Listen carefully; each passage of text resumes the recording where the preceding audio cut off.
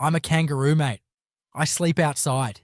And even I think renting in Australia has gone too far. Let that sink in for a moment. Australia is a beautiful country. Great beaches, great people, amazing lifestyle. But when it comes to housing, we've turned survival into a subscription service. And somehow, it's getting more expensive every year. Renting used to be simple. You paid rent. You lived in a house. You tried not to break anything.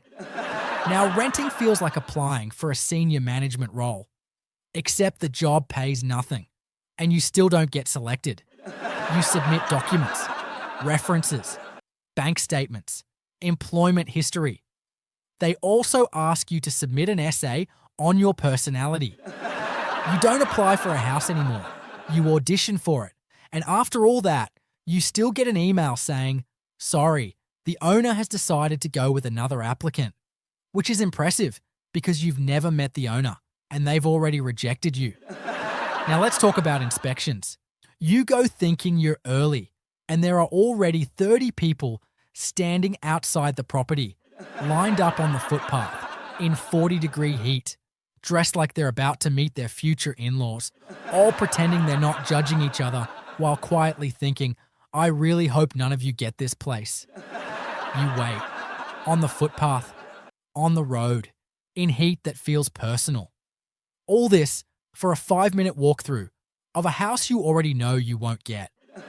At this point, inspections should come with sunscreen and a counseling session. Here's something fascinating. Rent increase emails are always on time. Perfect grammar. Clear subject line. Very professional. They usually start with, Dear valued tenant, which is already suspicious. Then they say, due to market conditions, your rent will be increasing. And I always wonder, what market?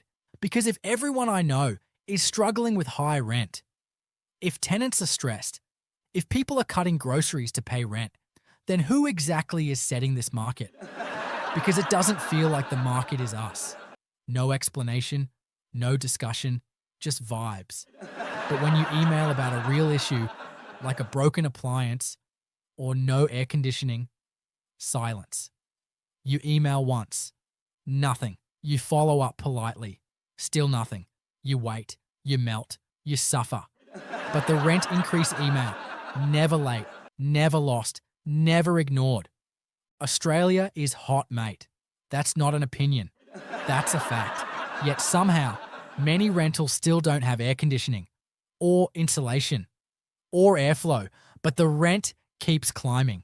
You're paying premium prices for apartments with open carports, no storage, and windows that turn the place into an oven. Sometimes, the car is more comfortable than the house. At least the car has air conditioning. And if you ask the agent about installing air conditioning, they disappear like you've asked for a swimming pool and a helipad. So people say, why don't you just buy a house? Very funny. Owning a house in Australia is no longer a goal. It's a dream. Not a realistic dream either. One of those dreams where you're flying, then you wake up and check your bank account and feel personally attacked. Interest rates go up, then they go up again. Banks say they just want to make sure you can afford it. Meanwhile, people paying massive rent every week are told they're too risky. You save money. You budget. You stop enjoying life. And the bank still looks at you and says, have you tried earning more and being born earlier? Now, I want to respectfully request action from our leaders, because when even the Prime Minister is cooling the nation with what looks like a Kmart air cooler, I feel like we've reached a point where we should maybe, just maybe, talk about housing seriously. And to the agents, yes, I'm talking to you now, mate. I see the instant rent increase emails. I see the delayed maintenance replies. I see the unread air conditioning requests. I see the inspection scheduled at midday in summer like it's a test of character. I'm a kangaroo. I'm patient. I'm calm, but I'm also watching. And I just want to say this gently, respectfully, and with love. Please sort it out, because Australians are tired, renters are stressed, summers are brutal, and if this continues, Roo might have to get involved. And trust me, you don't want a kangaroo managing housing policy. Until then, stay hydrated, check your emails, stand in the sun with dignity, and remember this one thing.